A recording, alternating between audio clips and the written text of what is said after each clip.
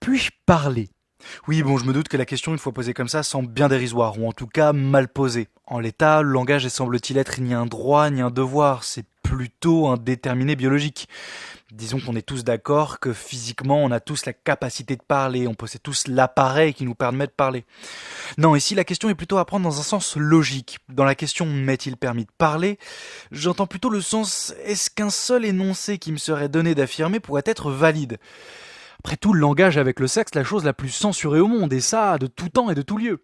Or, suite au retour en force à notre époque de la morale et de la bien-pensance, premier promoteur de la censure et porté actuellement par les théories de la déconstruction, ou French Theory, je pense qu'il est primordial de revenir un petit peu sur le langage.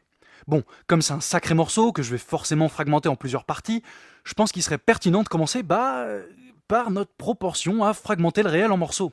Est-ce qu'il est pertinent de diviser chaque chose, chaque élément, chaque individu selon les critères plus ou moins arbitraires que l'on va ensuite classer dans des catégories nommées par des concepts? Est-ce qu'il est encore pertinent de faire une distinction entre hommes et femmes, ou entre humains et singes, ou entre humains et vaches, ou entre existence, espèce animale ou autre? Comme premier exemple, je vais prendre ce caillou. Tiens, là. Je l'appelle caillou. Puis je prends un deuxième caillou. C'est pas le même caillou, mais on est d'accord qu'on peut l'appeler caillou. Bon, je prends un troisième caillou, pareil, c'est pas exactement le même que caillou 1 et caillou 2, mais bon, c'est un caillou. Et ainsi de suite, un quatrième, cinquième, et jusqu'à n cailloux. Puis à un moment, je vous pose ça. Et ben ça, je vais l'appeler rocher. Pourtant, on est d'accord que c'est quand même flou, enfin, il n'y a pas une grande différence entre le caillou et le rocher. Je l'ai plutôt appelé rocher parce que je trouve qu'il est plus gros. Mais bon, il y a un continuum dans les cailloux. C'est pas un moment il y a les cailloux et un moment il y a les rochers.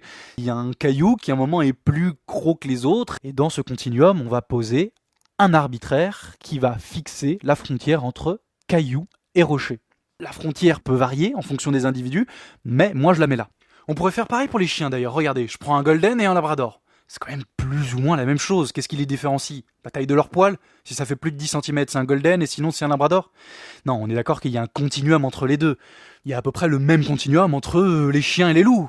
On est d'accord qu'il n'y a pas une frontière fixe entre le chien et le loup.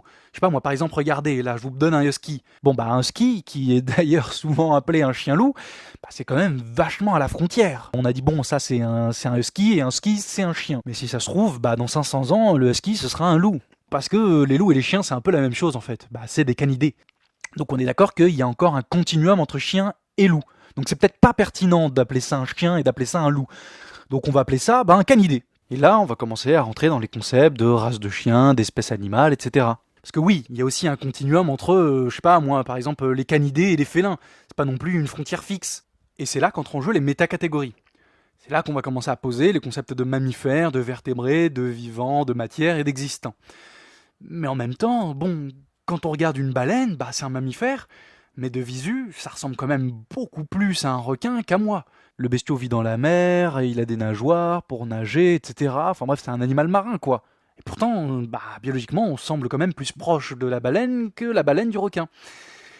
Donc on est d'accord que les frontières sont floues, qu'elles ont été définies de manière plus ou moins arbitraire, avec des critères, mais qu'il y a un continuum entre chaque catégorie. Et puis après tout, biologiquement, il n'y a pas une grande différence entre moi et le cochon, moi et le singe, moi et la salade, moi et la levure, etc. J'ai presque envie de vous dire en tant que spinoziste, et ne vous inquiétez pas, on y reviendra dans de futures vidéos, j'ai tendance à penser que non seulement il y a un continuum entre moi et la levure, entre moi et le caillou, etc., mais surtout que nous sommes tous fondus dans une seule et même chose que Spinoza appelle la substance. Et qu'en réalité, je suis qu'une partie d'un grand tout, d'une totalité indifférenciée. Après tout, si j'intègre le concept d'effet papillon, sans le caillou dans la forêt de Brocéliande en 1615, j'existerais sûrement pas. Bon bref, là je divague, et effectivement, à partir de là, il semble plutôt légitime de la part des déconstructeurs de remettre en cause les cases qui sont prédéfinies, qui n'ont pas plus de réalité que l'idée qu'elle est, et le sens que je lui donne à un instant T. Si, lorsque j'utilise le concept de caillou ou celui de chien, ces derniers n'ont pas plus de valeur que le sens que j'y insuffle et la réception interprétée à son tour de mon interlocuteur. Pourtant, est-ce que c'est vraiment une raison pour renier tout concept, toute case? Parce que oui, après tout, une fois que j'ai exposé ceci, j'ai tout dit et je peux plus rien dire. Si je cherche à détruire toute case, je peux plus parler. Parce que oui, s'il y a plus de cases entre hommes et femmes, je peux plus dire que humain. D'ailleurs, pour aller dans le sens des antispécistes, qui effectivement à partir de là n'auront pas forcément tort, et qui veulent supprimer la case entre humains et animaux, effectivement, on peut la supprimer et à partir de là, on dira organisme vivant, qui en plus aura l'avantage d'inclure les plantes. Mais en même temps, cette case-là, on peut aussi la réfuter dans ce même mouvement. Et puis dans ce cas-là, il n'y aura plus d'organisme vivant, mais simplement de la matière.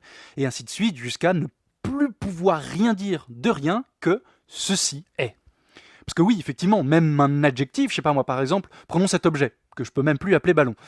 Bah je peux pas non plus dire qu'il est rouge, parce que bah rouge, c'est une couleur qui est prise, intégrée dans un continuum de couleurs, et donc bah effectivement, il n'y a pas une grande différence entre ça, cette couleur, et ça, cette couleur, qui sont toutes les deux pris dans un continuum de couleurs. D'ailleurs même le concept de couleur, c'est absurde, on devrait la déconstruire, puisque les couleurs sont inscrites dans des ondes de lumière. Et ainsi de suite, et là, vous commencez à voir le problème. On ne peut plus rien dire. Avec ce mouvement déconstructiviste, issu de la French Theory, je peux plus rien dire d'autre que ceci est.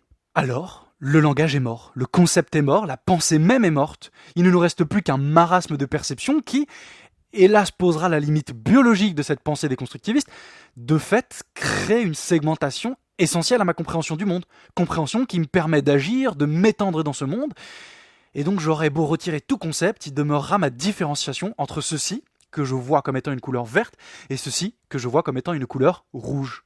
Ainsi, les cases ou classifications conceptuelles sont essentielles, non seulement à notre capacité de langage, mais surtout d'interprétation et de compréhension du monde. D'où la pertinence, selon moi, des théories structuralistes, dont le père est plus ou moins le linguiste Saussure, mais en tout cas, le courant sera magnifié par les auteurs qui lui succéderont, mais qui pose vraiment cette idée de répétition du même et de case vide, c'est-à-dire qu'à chaque fois que je dis un mot, non seulement le signifiant, c'est-à-dire la sonorité du mot ne sera pas la même entre le mot caillou que j'ai dit en début de vidéo et ce même mot caillou que je dis maintenant, mais pas non plus le même que le mot caillou qui sera dit en Bretagne, parce qu'il va y avoir un accent, pas non plus le même mot caillou qui sera dit en Italie, parce qu'il va y avoir également une autre variation linguistique, mais en plus le signifié, c'est-à-dire la référence, l'idée que je mets et que j'inscris dans le concept caillou quand je le dis, ne sera pas le même, n'aura pas le même sens au moment où j'ai dit mon premier caillou et au moment où je dis le même mot caillou maintenant, et qui sera donc forcément dépendant de l'univers de discours dans lequel j'inscris ce mot. Et j'ai dit beaucoup trop de fois le mot caillou. Aussi, plutôt que réfuter toute case ou toute classification, il nous faut plutôt les intégrer. Si je suis pas un homme en soi, un animal en soi ou un vivant en soi, ces concepts restent essentiels à ma perception et à ma compréhension du monde. Remarquez, c'est pas pour autant qu'il faut que je me dispense de garder en tête le fait que ce soit un continuum et que donc chaque concept est critiquable. Ainsi, je suis un vivant, je suis un animal, je suis un homme. Parce que dans le continuum de l'existence, je penche très nettement du côté du vivant. Que dans ce dernier continuum, je penche très nettement vers l'animal. Que dans celui de l'animal, je suis plutôt un humain. Et que dans celui des humains, je suis un homme. Donc si ces cases existent effectivement à l'état de concept, flou et critiquable, mais légitime par le simple besoin du fait que j'ai de parler. Et plutôt que tout renier en bloc, ce qui nous interdirait le langage, continuons à segmenter, produire des métacatégories de plus en plus précises et définies, sans perdre de vue que ces cases ne sont que des outils et sont, comme toute chose, critiquables et qu'il nous faut sans relâche les redéfinir et les repréciser. Ainsi, la prochaine fois que vous tomberez sur un déconstructeur qui vous dira qu'il n'est pas ceci, que vous n'êtes pas cela, dites-lui qu'il a raison. Mais surtout que du coup, il doit se taire parce que tout ce qu'il affirmera par la suite sera pas non plus ni ceci ni cela. Donc à partir de là, il va devoir aller se prostrer dans un coin, ne plus parler ni même percevoir, parce que comme on l'a vu plus tôt, même percevoir, comme percevoir ce rouge ou ce vert, ça lui imposerait un découpage arbitraire produit par son entendement, et que ce serait forcément en désaccord avec sa pensée originelle. À partir de là, effectivement, vous aurez perdu le débat, mais vous aurez gagné quelque chose de bien meilleur, le silence de ces déconstructeurs.